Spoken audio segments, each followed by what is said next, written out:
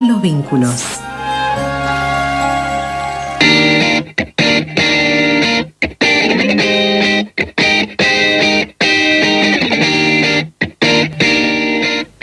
Muchos aseguran que estas elecciones son, en estos 40 años de democracia, las más atípicas de todas respecto del escenario de 3/3 que se da.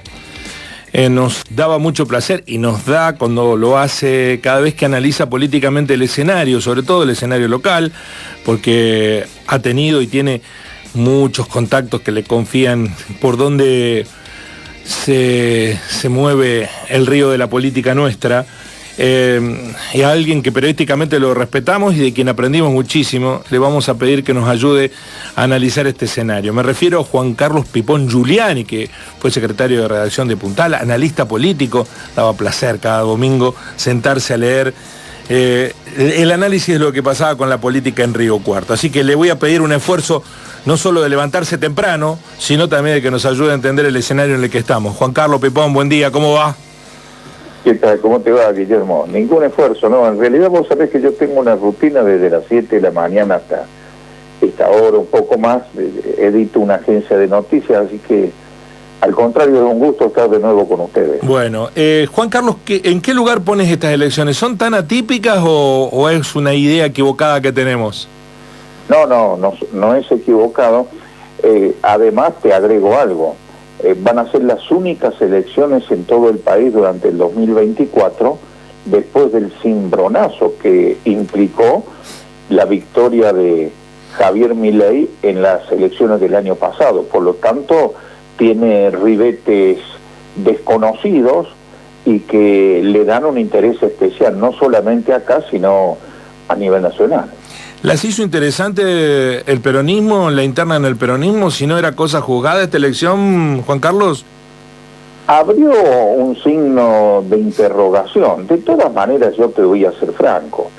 Los tres sectores que aparecen con mayores chances para ganar las elecciones del 23 de junio no difieren demasiado en cuanto al contenido político e ideológico de sus plataformas electorales, que es de tinte conservador. Por un lado, el cordobesismo que hoy representa el gobernador Yarlora. Por otro lado, no me acuerdo el nombre de fantasía que le han puesto ahora a lo que era Juntos por Río Cuarto. Primero Río Cuarto. Primero Río Cuarto, que encabeza Parodi. Va más o menos por el mismo lugar. La foto de Parodi al lado de Lustó, que fue el senador que permitió que tenga quórum en la sesión de la otra noche para que se pueda votar sabiendo de antemano que había un empate de 36-36 para la ley base y permitir que desempatara la vicepresidenta, y por lo tanto ahora esa ley vuelva a diputados, donde seguramente va a volver a ser reformada con recuperando artículos que se habían modificado en el Senado, no a favor precisamente de los trabajadores, sino en contra. Va por esa línea. Y Adriana Nazario tiene una contra, que hace 10 años está bajo una piedra y apareció ahora, ayer nomás, a disputar la intendencia, con el agregado de que hace unos días vino la hija de su expareja, del ex gobernador José Manuel de la Sota, y dijo que si de la Sota viviera, diría que el candidato del TJ en Río Cuarto es Guillermo de Rivas. Así que desde ese punto de vista los veo bastante parejos a los contenidos. Vos fíjate que en una ciudad como la nuestra nadie habla de la desigualdad social, nadie habla de la pobreza. Encabeza el ranking de propuestas el tema de la inseguridad. Hoy Río Cuarto está militarizada. Vos ves la legión de policías en motocicletas, los patrulleros, unas 4x4 flamantes, tanto de la policía de la provincia como de la guardia local. Este invento que sacaron los legisladores de la unicameral entre gallo y medianoche a fines del año pasado, reformando la ley de seguridad y en la práctica tercerizando lo que debería ser el monopolio de la fuerza en manos del Estado de la provincia, creando estas guardias municipales o locales a las cuales provee de armas que ellos llaman no tan letales, pero que hemos visto el otro día, cuando se reprimía a los manifestantes frente al Congreso, el poder que tienen de daño. Y bueno, tanto de Rivas como Parodi y Nazario ponen este tema en el primer punto de la agenda.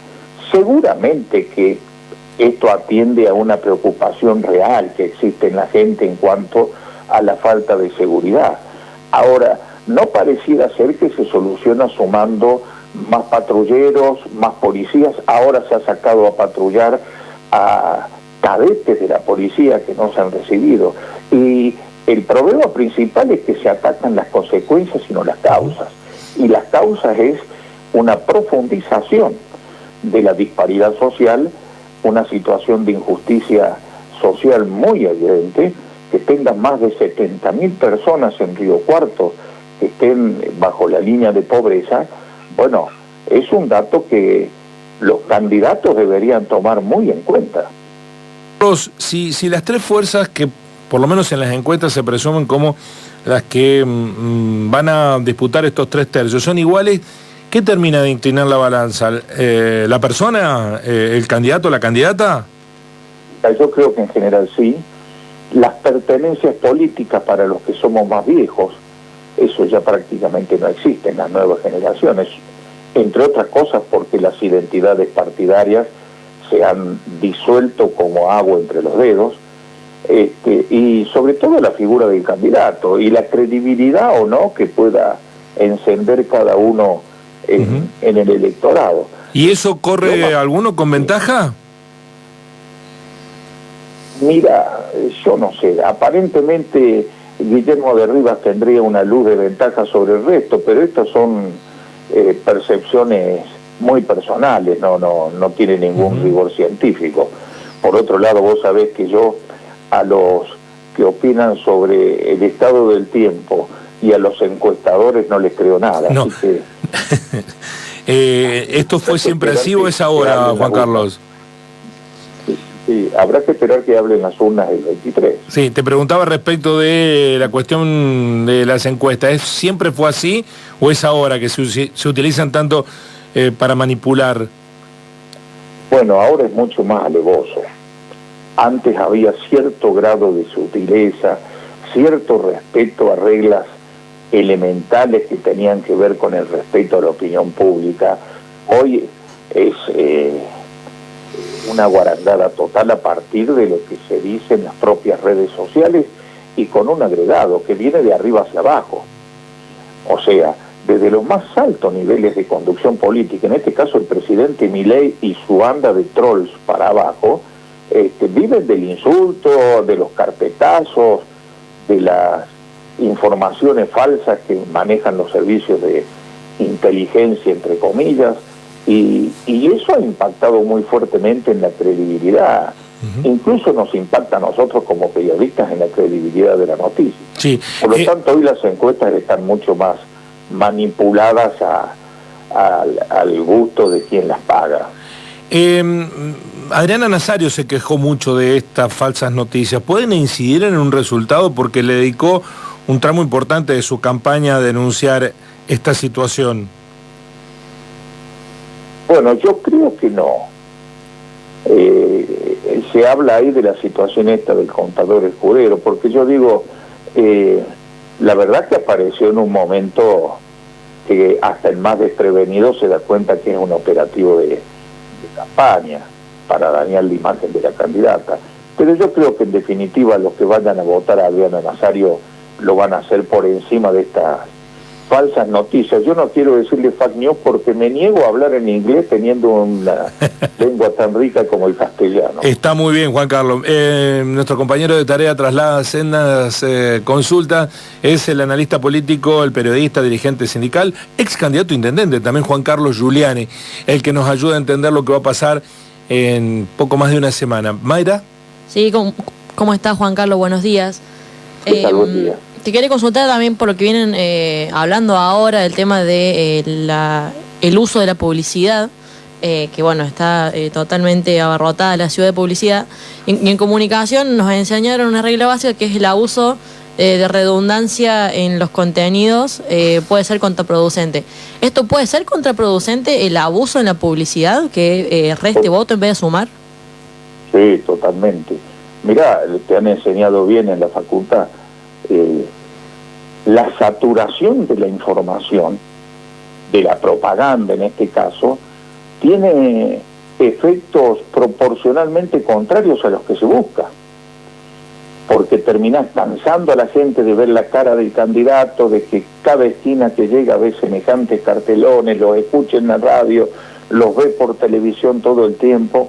Así que yo creo que lo que construyen es una situación muy distinta a la que se imaginan cuando lanzan estas campañas tan profusas, ¿no? Creo que sí, que tienen un efecto negativo. Juan Carlos, el efecto Milei ¿puede incidir en la elección de Río Cuarto? ¿Puede hacer sentar a un libertario en el Consejo? No sé si le va a alcanzar para eso, pero sí ha incidido que el discurso de sectores ligados o que tienen extracción del peronismo, el radicalismo y de otras fuerzas antaño populares estén guiados por el mismo crayón que dibuja Milei a nivel nacional, bueno, ya es un impacto, porque ninguno desconoce el fenómeno este. Que el gobernador de la provincia esté alineado acríticamente con el gobierno y que le haya prestado el voto de los 3 senadores de Córdoba a mano alzada para aprobar esta ley, que no tiene un solo artículo que favorezca a los laburantes, es un dato, es todo un dato. Y esto no es solamente que el tema del gobernador ya llora, porque te vuelvo a insistir, el presidente nacional de la Unión Cívica Radical, Martín Lustó, es el que le abre la llave a Victorio Villarroel para poder convocar la sesión del miércoles. Y después de la sesión, es cierto, vota en contra. Pero todo el resto de los radicales que están en el Senado votan a favor de la ley, con lo cual diría que el poder institucional que tiene como presidente del partido tiene el peso de una tutuca. Vos te imaginás si yo, siendo secretario del gremio, la CTA, planteo determinada dirección política o resolución en un hecho tan importante como una votación, y voy para un lado y el resto de mis pares van para el otro, claramente están cuestionando mi autoridad. Sí, lo de Lustó es a lo mejor un destaque como representante parlamentario, pero un fracaso como dirigente político, ¿no? Tal cual.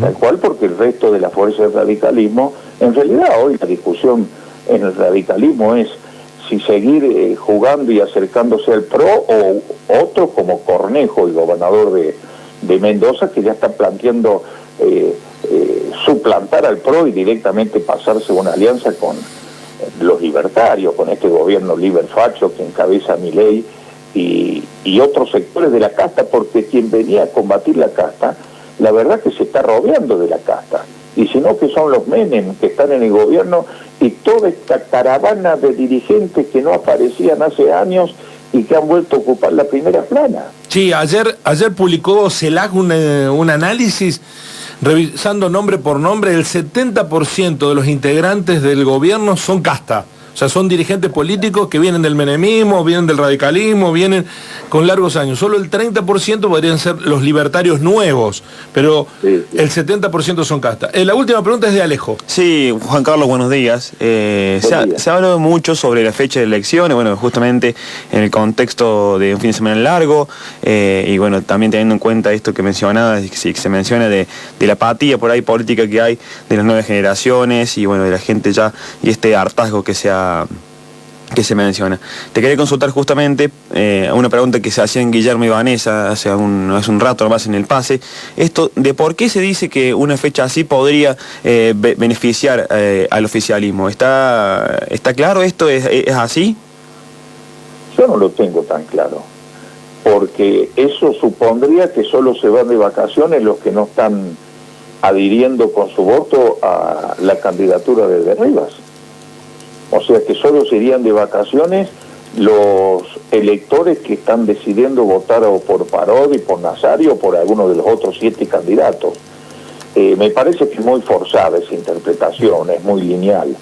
Que no sea la fecha ideal para concurrir a las urnas en medio de este fin de semana largo, eso es cierto, pero que favorezca de una al candidato oficialista, me parece muy extremo y no lo comparto, por supuesto. Para finalizar, Juan Carlos, leo en la interpretación de tus palabras que no va a cambiar mucho, gane quien gane, el curso de los acontecimientos en la ciudad de Río Cuarto, pero a partir de eso, ¿quién gana la elección desde su óptica de especialista? ¿Qué olfatea, Juan Carlos?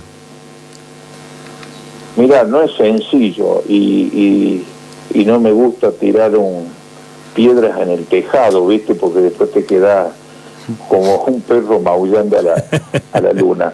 Pero yo creo que tiene chances de continuar el oficialismo por primera vez. Sería que el PJ, o lo que alguna vez se llamó PJ, gobierna durante 3 administraciones seguidas la ciudad de Río Cuarto. Pero te vuelvo a insistir, es una percepción, una idea que puede ser fácilmente rebatida, porque además nosotros decimos son los 3 candidatos con más chance, y por ahí te aparece un tapado de los otros 7, que hay varios que tienen la posibilidad de irrumpir, qué sé yo, Carrizo ya ha sido tercera fuerza varias veces, aparece Dovis, que viene del peronismo precisamente cuestionando que no haya habido elecciones internas y que tiene planteos, mira, muy similares a los que nosotros planteábamos en la candidatura a intendente en el 2012, sobre todo respecto a la municipalización de la higiene urbana y respecto a abrir el juego y la competencia al servicio de transporte público de pasajeros. En fin, yo creo que gane quien gane, no va a haber cambios sustanciales. Lo que sí creo que la sociedad y las organizaciones libres del pueblo y las organizaciones sindicales, sociales, culturales, ambientalistas, tienen que seguir machacando en que el hambre es un crimen y que la pobreza debería encabezar la agenda de debate, de discusión de la dirigencia política en Río Cuarto. Muchísimas gracias, Juan Carlos, muy amable, un placer volver a escucharte. Lo mismo para vos, Guillermo, y para el equipo que está contigo. Te dejo un abrazo muy grande y saludo a tus oyentes. El analista político, el periodista, el dirigente sindical, dirigente político, Juan Carlos Pipón Giuliani, haciendo el análisis del escenario en el que estamos parados, a 9 días de las urnas.